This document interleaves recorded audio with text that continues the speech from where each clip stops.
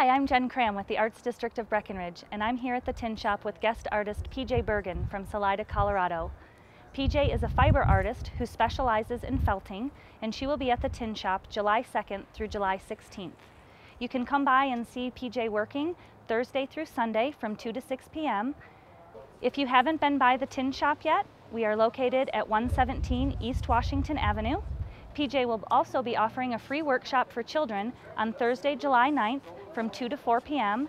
and the children will make felted geodes, very colorful geodes. And so if you're interested in signing up for that workshop, please give me a call at 970-547-3116. PJ, it's so wonderful to have you here and all of these amazing, colorful pieces of art. Could you tell us a little bit about the felting process? Well, I start with the raw wool roving that comes from the sheep. It's been cleaned and combed, but it's what directly comes off the sheep. And from there I take it and I dye it into many different colors and put it through my carder again, which combs it and makes it a lot more even, and lay it out in several layers, usually anywhere from 6 to 10 layers of the wool. And once I get it the thickness that I want, then I take the wool fibers and I wet them with soapy water and start compressing these fibers. If you were to look at the wool fiber under a microscope, you'd see that the wool has little scales up and down the fiber. And when you get get the wool wet and soapy, these scales begin to expand, and then when you compress them, they want to grab onto each other. And so that continually compression of the fibers with the fibers being wet and soapy will eventually get you to a nice dense fabric, which is felt. Felt isn't woven like a typical fabric would be, but it's actually matted fiber is really what felt is. Wow. And so how long does it take to get the fibers to combine generally? Well, they start to grab onto each other fairly quickly, but to get something this dense and tight takes about 14 hours of compression. And the whole time, again, the piece has to be wet with the soap to help these fibers cling together and get tighter and tighter. So it's a fairly long process. Wow. Lots of patience. Yes, yeah. And so where do you get your inspiration? These hangings are very organic.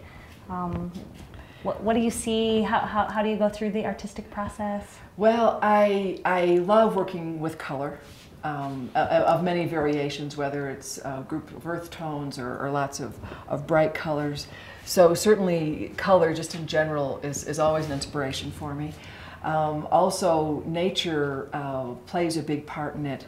I think there's a lot of interpretation of either whether it's water flowing through an aquifer or looking through shadows in a forest with trees. I do get a lot of thoughts through nature and get a lot of my thinking of how I'm going to lay it out that way as well. And I think even just the felt itself, what I can do with it and how I can manipulate it. Right. And you are doing a free children's workshop on Thursday, July 9th. Yes, I am. And the children will be making colorful felted geodes. That's right. That's why I call them as felt geodes. Okay. It's primarily making a felt ball, but because we layer the roving of different colors one after another, when you cut open these balls, there's all these colors inside, which is similar to what a geode would be. And there'll also be some special little sparkly metallic surprise in the inside as well. So this will be the workshop we do. It's a lot of fun with children. I find that they enjoy the whole tactile experience of starting with something like this that's really fluffy and rolling it in their hands and eventually having it come out to be a ball. It doesn't take all that long. This takes a long time, but this goes together fairly quickly. And we'll be out in the courtyard with buckets of soap and water, and they can splash and play with the balls in the water. And then we'll cut them open and see the surprise colors inside. So I think it'll be a lot of fun. I think it would be very fun for adults as yes, well. Yeah. Yes. Awesome. Yep.